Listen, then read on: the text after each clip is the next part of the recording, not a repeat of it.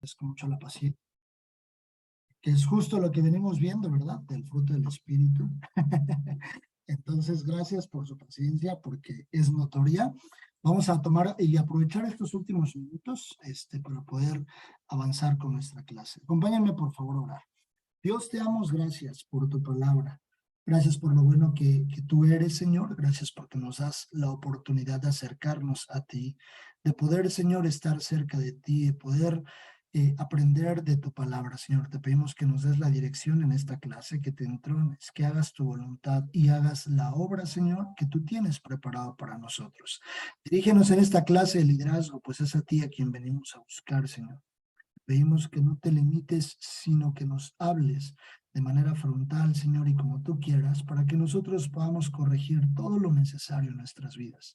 Síguenos formando, Señor, a los hombres y mujeres de reino que tú quieres ver. Ponemos en este tiempo esta clase en tus manos, en el nombre de Jesús. Bien, pues la semana pasada empezamos a introducirnos en el tema de la oración. Recordarán ustedes que tuvimos ahí una dinámica de poder preguntar qué es lo que era la oración, por qué es importante orar, ¿no? ¿Qué pasa, por ejemplo? Aquí le llamo un quiz, que es más o menos como un cuestionario. ¿Qué haces antes de tomar una decisión? Antes de tomar una decisión, ¿qué hacemos nosotros? En la Biblia vienen diferentes textos, y la Biblia Dios nos la ha dejado muy, muy, muy completa. Así que yo les voy a pedir que me acompañen a ver estos versículos que nos hacen alusivo a identificar qué es lo que nosotros deberíamos de estar haciendo cuando tomamos una decisión. Primer libro de Samuel, capítulo 23, por favor.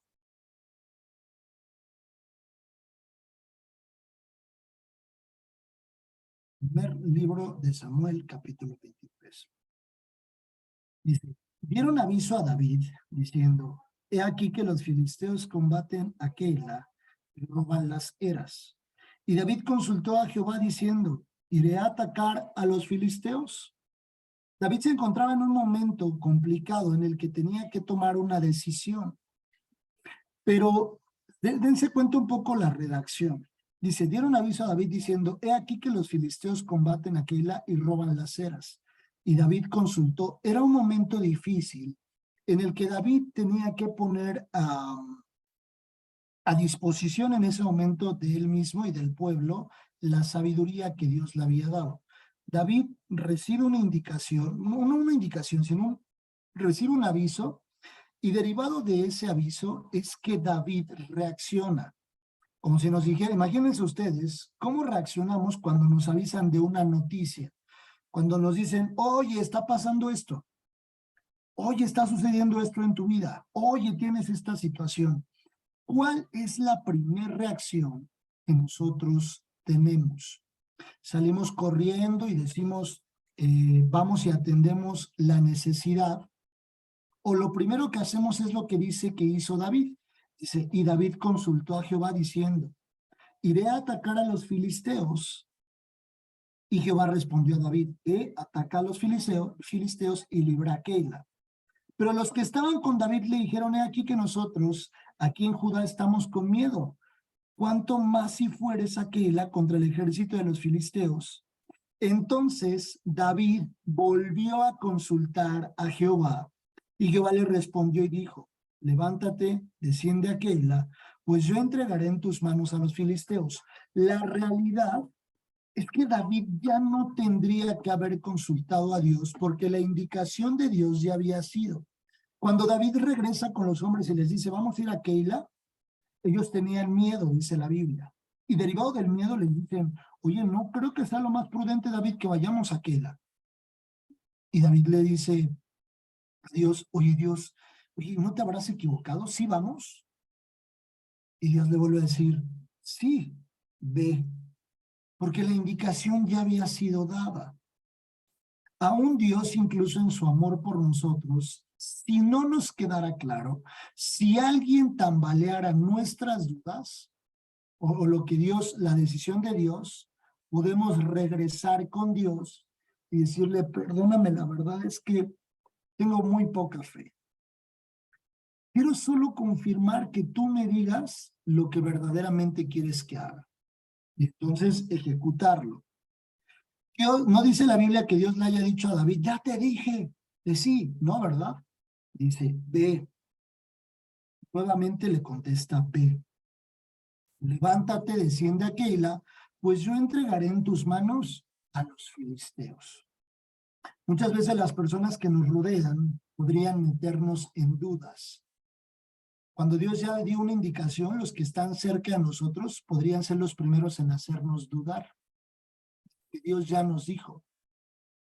Por ejemplo, si Dios le dijo, si ustedes van con Dios y le dicen, Señor, veo a mi hijo que está lejos de tus caminos, lejos de tu palabra, yo te pido que traigas salvación a su alma, que orgulle su corazón para que regrese ante ti. Y Dios nos dice, tú y tu casa servirán a Jehová. Eso dice sus promesas, ¿verdad? Y entonces nosotros regresamos con el esposo, la esposa o algún familiar y le decimos, Dios nos dio una promesa. Y nuestra familia dice, nah, ¿cómo crees? Ese ya está bien perdido. Ese no, nah, ¿cómo crees? Ese para que regrese a buscar a Dios, yo creo que antes se muere. Eso es real. Y lo primero que nosotros podríamos hacer es decir, bueno, sí es cierto, ¿verdad? A veces nos pueden convencer mucho más las palabras de los que están alrededor nuestro que la voz de Dios.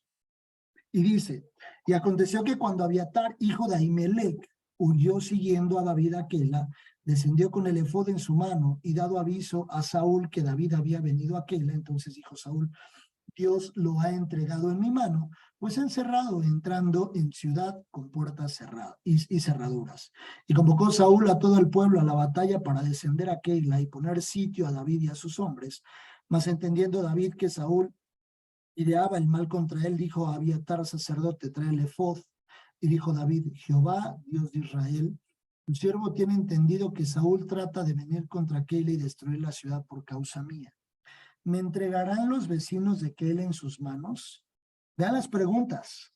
Las preguntas son muy claras, muy específicas. ¿Descenderá Saúl como ha oído tu siervo? Jehová Dios de Israel, te ruego que lo declares a tu siervo. Y Jehová dijo, sí, descenderá. Dijo luego David, ¿me entregarán los vecinos de Keila a mí y a mis hombres en manos de Saúl? Y Jehová respondió, os entregarán.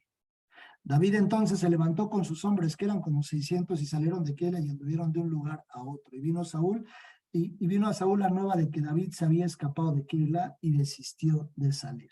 Hasta ahí lo vamos a dejar el relato. Vean cómo es tan específico las preguntas de David.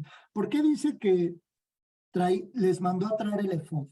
Porque en el efod del sacerdote había dos piedras, el Urim y el Tumim. Eso lo vamos a ver en una clase más adelante. El Urim y el Tumim era una forma de consultar a Dios en el Antiguo Testamento. En las vestiduras sacerdotales había un pectoral en cada una de las piedras, nombrando y haciendo alusión a cada una de las 12 tribus de Israel, y dentro había un Urim y un Tumim que hacía referencia al sí y al no de Dios. David no se movía si no consultaba a Dios. Siguiente punto. ¿Por qué cosas oramos? Daniel 9.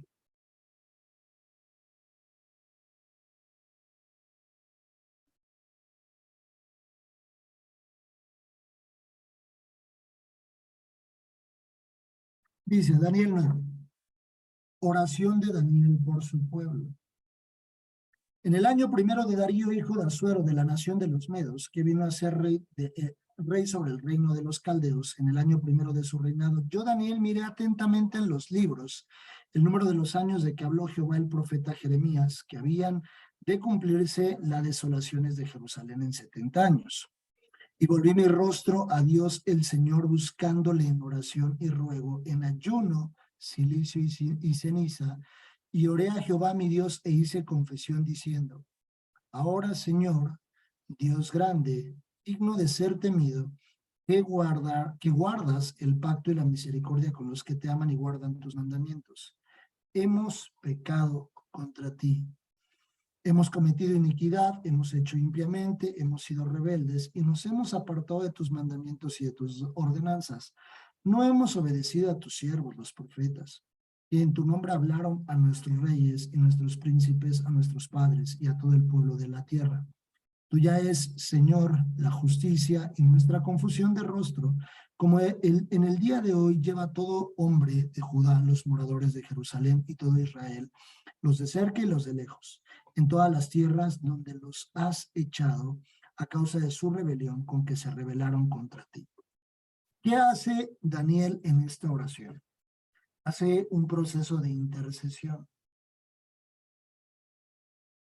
Daniel integra y genera un proceso de intercesión. E incluso Daniel es tan empático con lo que estaba viviendo el pueblo que todo lo que podemos leer a partir del versículo número 5 dice, hemos pecado, hemos cometido, hemos hecho, hemos sido rebeldes, nos hemos apartado, no hemos obedecido. Daniel se introduce en esta situación. Es tan empática la oración de Daniel que no dice, Señor, perdónalos porque son los pecadores de lo peor. Él intercede, pero es tan empático Daniel que Daniel se introduce en la oración. Daniel le dice a Dios, Dios, hemos pecado contra ti, nos hemos hecho, te hemos fallado, nos hemos equivocado, nos hemos etc. Es tan empático Daniel que Daniel termina orando e intercediendo por su pueblo. Vean lo importante de este tipo de oración, porque vayan allí en el capítulo mismo, en el 9, pero vayan al versículo 20. Después de todo lo que viene hablando, dice la Biblia, aún estaba hablando y orando y confesando mi pecado y el pecado de mi pueblo Israel, y derramaba mi ruego delante de Jehová mi Dios por el monte santo de mi Dios. Aún estaba hablando en oración cuando el varón Gabriel, un ángel, a quien había visto en la visión al principio volando con presteza, vino a mí como a la hora del sacrificio de la tarde. Y me hizo entender y habló conmigo diciendo, Daniel, ahora he salido para darte sabiduría y entendimiento. Al principio de tus ruegos fue dada la orden y yo he venido para enseñártela porque tú eres muy amado. El ángel Gabriel viene y le dice, así como empezaste a orar, inmediatamente fue dada la orden en el cielo que viniéramos a atender lo que tú estabas clamando. Porque tú, Daniel, eras muy amado. No dice amado solamente. Dice ¿cómo? Muy amado. Daniel era considerado un hombre muy amado en el cielo. Ese es el nivel de vida y el nivel de respuesta que nosotros vamos a tener, derivado del nivel de vida, por supuesto, el nivel de respuesta que tendremos. Muy amado. Eso es lo que le dice. Imagínense que se dijera de cada uno de nosotros, es que tú, Alan, es que tú, Vero, Lau, Juan, Jazz, Dani, Lulu, Vianey, es que tú eres muy amado, eres muy amada. Y así como fue Amén. Escuchado, bien, exacto, así como fue escuchado tu clamor en el cielo, eres muy amado. Y por eso es que vinimos a atender este tema. Por ahí me hizo una pregunta mi hermana Berito. Yo le mando la respuesta fuera del grupo para que lo tenga también, la respuesta del pregunta. ¿Qué haces cuando estás en medio de un problema? Primer libro de Samuel, capítulo 1.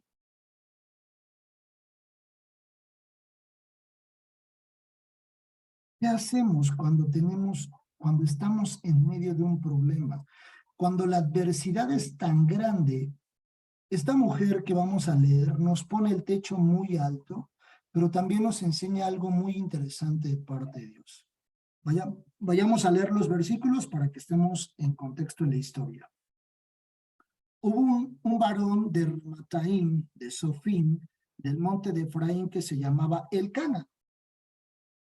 Elcana, hijo de Jeroam, hijo de Eliú, hijo de Tohu, hijo de Suf, efrateo, y tenía él 2 mujeres. El nombre de una era Ana y de otra Penina.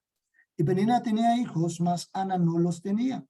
Y todos los años aquel varón subía de su ciudad para adorar y para ofrecer sacrificios a Jehová de los ejércitos en Silo, donde estaban 2 hijos de Elí, y Ofni y Finés, sacerdotes de Jehová. Y cuando llegaba el día en que Elcana ofrecía sacrificio, daba a Penina su mujer a todos sus hijos y a todas sus hijas, a cada uno su parte. Pero a Ana daba una parte escogida porque amaba a Ana, aunque Jehová no le había concedido tener hijos. Y su rival la irritaba, enojándola y entristeciéndola, porque Jehová no le había concedido tener hijos. Qué fea es la gente, ¿verdad? Que es así. Dice, tú no tienes eso, jajaja, no sé qué, ¿no? Así es la gente, de repente. Y se puede burlar de una carencia que tenemos, o la gente puede, lo que les decía a un principio, la gente puede ver a nuestra familia perdida y lo primero que hace es burlarse. Ay, tú eres la muy cristianita, y tú eres muy cristianito y tu familia, no sé qué. La respuesta y la forma de reaccionar de Ana tiene mucho valor en este sentido. Y dice, así hacía cada año cuando subía a la casa de Jehová le irritaba así, por lo cual Ana lloraba y no comía. O sea, llegaba a un profundo proceso de depresión. No era que como que estaba ayunando, si no, no diría que estaba llorando de tristeza. Cada año tenía que aguantar eso mismo. Cada año tenía que aguantar. Y Elcana, su marido, le dijo, Ana, ¿por qué lloras? ¿Por qué no comes? ¿Y por qué está afligido tu corazón? ¿No te soy yo mejor que 10 hijos? Se levantó Ana después que hubo comido y bebió en Silo, y mientras el sacerdote Elí estaba sentado en una silla junto a un pilar del templo de Jehová, ella con amargura de alma oró a Jehová y lloró abundantemente. E hizo voto diciendo, Jehová de los ejércitos, si tú te dignares a mirar la aflicción de tu sierva, y te acordares de mí y no olvidares de tu sierva, sino que dieres a tu siervo un hijo varón, yo lo dedicaré a Jehová todos los días de su vida, y no pasará navaja sobre su cabeza. Y va a ser un voto de nazareo, un voto nazareato sobre la vida de un joven que venía a ser uno de los profetas más grandes. Y la promesa de Dios llega, el consuelo de Dios llega, y Ana tiene un hijo, concibe un hijo. ¿Quién es su hijo? Samuel. El nivel de hijo que le dio. Pero Ana, ante el problema, dice que oró y corrió y con amargura en su corazón, deprimida, bateada por el marido, pisoteada por el esposo, todavía viene la regaña y ella termina buscando a Dios. Eso es exactamente la acción que deberíamos de hacer. ¿Cómo hacerlo? Por supuesto, como está descrito por parte del maestro. El maestro nos dejó una instrucción muy clara ahí en Mateo 6. Mateo 6, por favor.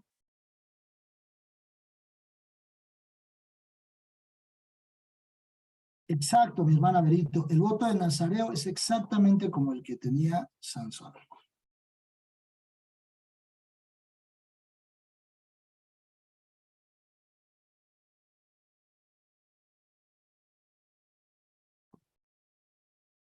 Perdón, hermano Mateo, ¿qué? Mateo capítulo 6. Amén. Eso sí, vale, dice, y cuando ores no seas como los hipócritas, porque ellos aman el orar en pie en las sinagogas y en las esquinas de las calles, para ser vistos de los hombres. De cierto os digo que ya tienen su recompensa. ¿Cuál es la recompensa? Que ya fueron vistos, ya los vieron, esa era su recompensa. Esa sería su recompensa, ya fueron vistos. Mas tú cuando ores, entra en tu aposento y cerrada la puerta. Ora a tu Padre que esté en secreto, y tu Padre que ve en lo secreto te recompensará en público. Y orando no uséis vanas repeticiones como los gentiles que piensan que por su palabrería serán oídos. No os hagáis pues semejantes a ellos, porque vuestro Padre sabe de qué cosas tenéis necesidad antes de que vosotros las pidáis. Vosotros pues oraréis así, y viene el Padre nuestro. No vamos a ver el desglose del Padre Nuestro porque es un tema de discipulado, pero es importante que conozcamos que el Padre Nuestro no es una vana repetición, sino es una estructura de oración. Si alguien tiene una duda de cómo está estructurado el Padre Nuestro, con mucho gusto lo podemos revisar en otra clase, independientemente, o en una clase dentro de discipulado, ¿vale? El efecto de la oración, Salmo 139:4.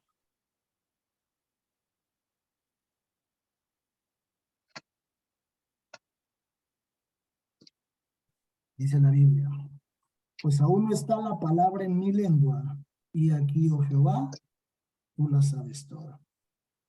Pero recuerden que la oración, como lo dijimos la clase pasada, Él está esperando a que nosotros vayamos a pedirlo. Él está esperándonos a que nosotros nos acerquemos a Él y le pidamos.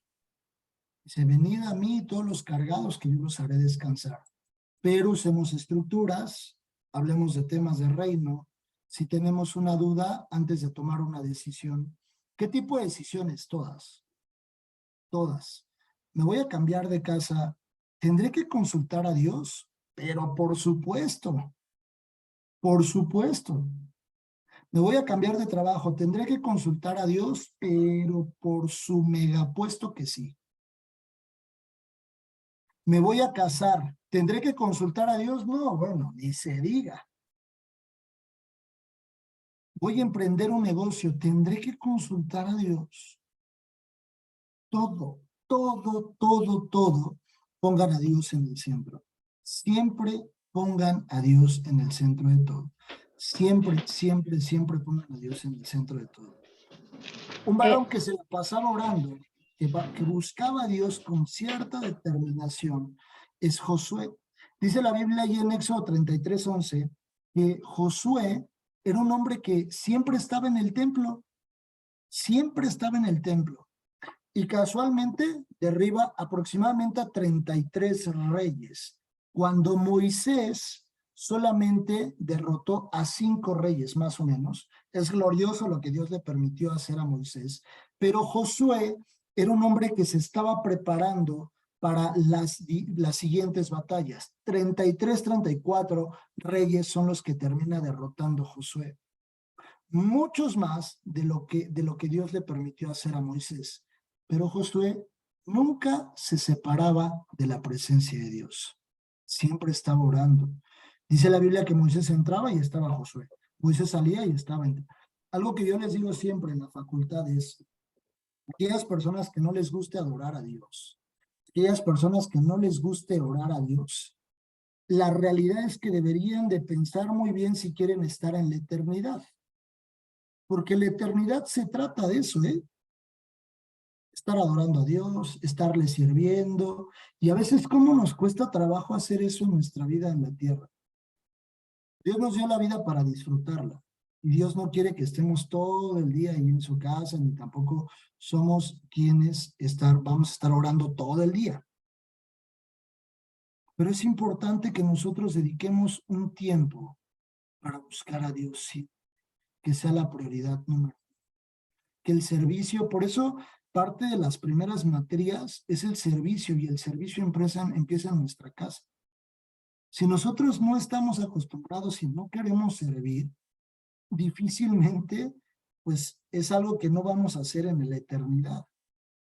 En la eternidad vamos a estar con el Rey. Y el Rey así, vayan para allá y hagan esto. No sé, la Biblia no lo dice, pero pues yo me lo imagino, ¿no? Oigan, y atendamos este tema, no sé qué, no sé qué. Y ahora hay que arar la tierra. No, me imagino muchas cosas, yo personalmente. Pero vamos a estar sirviendo. Si hoy no estamos acostumbrados a estar en su presencia, no sé qué esperaríamos nosotros que sea la eternidad, ¿verdad? Siempre oremos hasta que Dios nos indique lo contrario. Deuteronomio 3:23 nos habla acerca de cuando Dios le dice a Moisés, ya basta, ya no me pidas eso.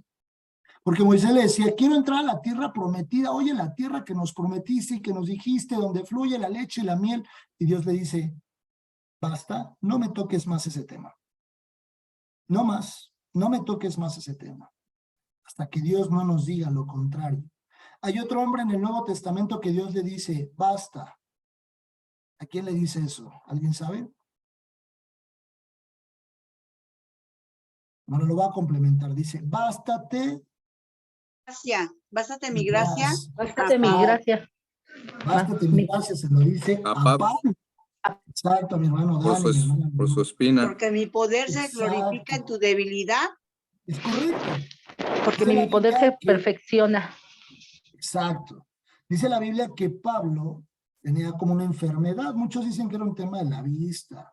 No se dice exactamente. El aguijón, ¿verdad? Que decía mi hermano Dani. Entonces, hasta el momento en el que Dios nos diga, no me pidas más esto, nosotros tenemos la oportunidad de seguir buscando.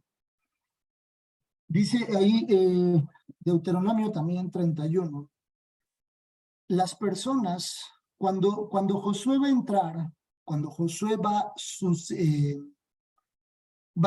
a entrar en función de líder de Israel, sustituyendo a Moisés, ¿no? Porque llegó el periodo y terminó el periodo de Moisés, y Moisés le dice, no los vas a introducir, los va a introducir Josué. El pueblo de Israel le dice, nosotros vamos a obedecer todo lo que tú quieras. Todo lo que tú nos digas, Josué, nosotros lo vamos a hacer. Siempre y cuando Dios esté contigo, como estuvo con Moisés. Eso es lo que va a demandar la gente de un líder, ¿eh?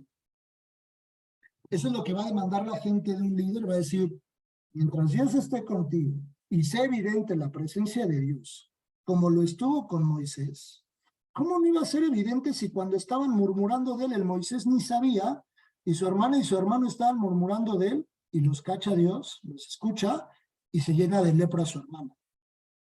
Era evidente que Dios estaba con Moisés. Cuando le dijo, entra cuando tú quieras, estoy parafraseando, entra cuando tú quieras al tabernáculo, y en el lugar santísimo platicaré contigo como platico con un amigo. Era evidente. Ese nivel es el que le estaban pidiendo a Josué. Es el nivel el que le estaban pidiendo a Josué. Como si nuestra familia nos dijera, todo eso que lees de Moisés, asegúranos que lo vives tú y que está Dios contigo de esa forma, entonces te vamos a seguir. El liderazgo no es fácil. El liderazgo, cualquier liderazgo que quieran ustedes, es fácil, ¿no? Usted convence a la gente, le das 2, 3 peluches y te siguen. Pero el liderazgo que Dios nos deja palpable y escrito textualmente en la Biblia es ese. Lee todo lo que Dios hizo con Moisés. Asegúrate que Dios esté contigo como estuvo con Moisés. Eso le pidió el pueblo a Josué. El techo era muy alto. Por supuesto, Dios estaba con Josué. Por supuesto. Ustedes ven todo lo que Dios hizo con Josué, es algo impresionante. Era evidente que Dios estaba con Josué. Por eso los llamados, no estoy hablando en el liderazgo, una cosa es el liderazgo y otra cosa es el llamado de parte de Dios para un ministerio específico. Por eso los ministerios nacen del corazón de Dios, no del corazón del hombre. Amén. Dios es quien Hermano, llama. ¿puede explicar eso? De que no es lo Sí. mismo el llamado que el liderazgo Por de supuesto. parte de Dios. Nosotros hemos sido llamados por Dios para tener un liderazgo como papás, como mamás dentro de nuestra casa. Es una ejecución que nosotros tenemos que tener. Somos líderes de nuestro hogar. Somos líderes de nuestra casa. Pero el llamado para ser un pastor, un profeta, un maestro, etc., un llamado a un ministerio, viene del corazón de Dios. Por eso muchos errores a veces en el evangelio. Muchos emocionalismos. Muchos emocionados, y tenemos que tener cuidado. Eso nace del corazón de Dios. Y entonces el pueblo lo que demanda es lo que el pueblo le demandó a Josué. Como Dios estuvo con Josué, con David, con Moisés, con Abraham, ¿no será muy grande el techo? Viene de Dios, ¿no? Si viene de Dios, Dios va a estar contigo como estuvo con ellos. Viene de Amén. Dios. ¿Vale? Hasta aquí nuestra clase. Entonces, esos son los efectos y los respaldos y las respuestas de parte de Dios en todo lo que hemos hablado en la oración. Preguntémonos ¿cuánto tiempo entonces dedicamos a la oración? ¿Cuánto tiempo dedicamos a orar nosotros? Ese es un dato muy interesante que tenemos que revisar. Y algo importante que quiero que se lleven de tarea en el corazón, no para mandármelo ni para explicarlo, sino muy personal como reflexiones. Hoy yo conozco la voz de Dios. Sé identificar la voz de Dios. Amén, aleluya. Yo sé cómo cuando Dios me habla y me da una indicación, yo sé que eso viene de Dios. Mi oído está tan afinado que sé muy bien cuando es la voz de Dios. Llévenselo de tarea, ¿vale? Vamos a orar. Señor, te damos gracias por tu palabra. Gracias, Padre, por esta clase. Te pido que guardes tu palabra en nuestro corazón, Señor. Que podamos atesorarla, que podamos guardarla, Señor. Como aquella parábola que dice que un hombre encontró un tesoro, Señor. Fue y vendió todo para comprar el terreno. Así, Señor, queremos nosotros dejar todo. Poder valorar lo que tú nos has dejado. Tu palabra es un tesoro para nosotros y queremos guardarlo en nuestro corazón. Te damos gracias por este tiempo. Bendice y guarda la vida de mis hermanos. Dales dirección en todo lo necesario, Señor. En el nombre de Jesús. Amén y amén. Que Dios los guarde, que Dios los bendiga. Gracias nuevamente por su Buenas presencia. noches, Hasta luego. maestro. Amén. Bendiciones. Buenas maestro. noches. Buenas noches. Nos vemos. Gracias. Buenas noches. Buenas Con noches. su plato de sopa.